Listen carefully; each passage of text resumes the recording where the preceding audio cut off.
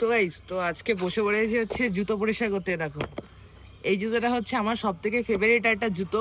তো এই জুতোটা যতবার নোংরা হয় ততবার শুধু কিভাবে পরিষ্কার করতে হয় সেটা তোমাদেরকে দেখাচ্ছি। মানে কি বলতো, এই জুতোটা হচ্ছে আমার সব থেকে ফেভারিট জুতো, আর এই জুতো পরে আমি প্রতিটা ভিডিও করি। তো সেই জন্য ধরুন এটা নোংরা হয়ে গেলে তার সেই ধুয়ে দিলে তখন কি হয়, শুকায় না। মানে 3-4 দিন লেগে যায় শুকাতে। মানে বিশাল মোটা তো জুতোটা, আর খুব সুন্দর পরে, খুব আরাম লাগে এই জুতোটা পরে, ঠিক আছে।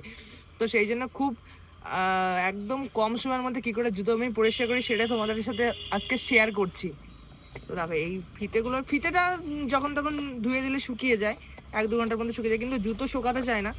তো সেই জন্য এবার ফিতে হচ্ছে দুটো আছে, এক্সট্রা একটা রয়েছে, ওটা পরিষ্কার করে রাখি, তারপরে আবার একটা নিয়ে রাখি। এক্সট্রা একটা অর্ডিনারি একটা ফিতে থাকেই, ঠিক আছে। আর জুতোটা হচ্ছে কিভাবে আমি পরিষ্কার করি সেই রেমেডি তোমাদেরকে আমি দেখাচ্ছি। এরকম দুটো খোলা কমপ্লিট। এবার দেখো নোংরা, দেখো কেমন হয়েছে। কালকে তো একবার পরিষ্কার করেছি, আবার আজকে পরিষ্কার করছি। আজকে তোমাদেরকে দেখানোর জন্য আজকে ভিডিওটা করছি। তো দেখো, দেখো এখানে 1 বালতি জল নিয়েছি, ঠিক আছে, আর এখানে শ্যাম্পু নিয়েছি, আর এই যে গামছা রয়েছে। এবার হচ্ছে কি, আমি গামছাটাকে একটু ভিজিয়ে নেবো প্রথমে। এবার শুধু জল দিয়ে মুছলে কি হয়, যে নোংরা যেটা থাকে না সেটা থেকেই যায়, নোংরাটা আরো আটকে যায়। এই বাবা, অনেকখানি পড়ে গেল গো।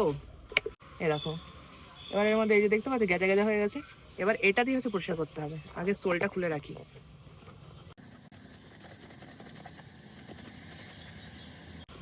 গেজা গেজা হয়ে গেছে, এটাতে পরিষ্কার করলে তাড়াতাড়ি শুকিয়েও যাবে, রোদ যেহেতু রয়েছে শুকিয়ে যাবে। মানে এই উপরটা জাস্ট, আর কিছু না। যেগুলো নোংরা হয় সেই জায়গাটা শুধু পরিষ্কার করলে হয়ে যাবে।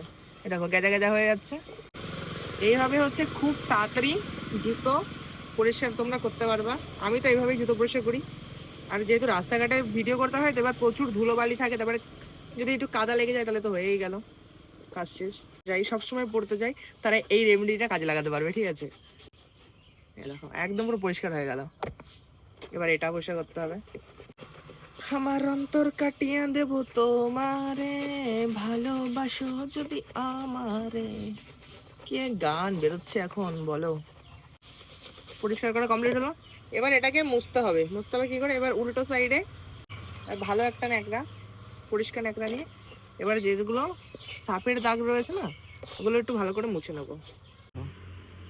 একদম পুরো পরিষ্কার হয়ে গেছে। তো চলো, আজকে ভিডিওটা এখানেই। কেমন লেগেছে অবশ্যই কমেন্ট করে জানিও। টাটা।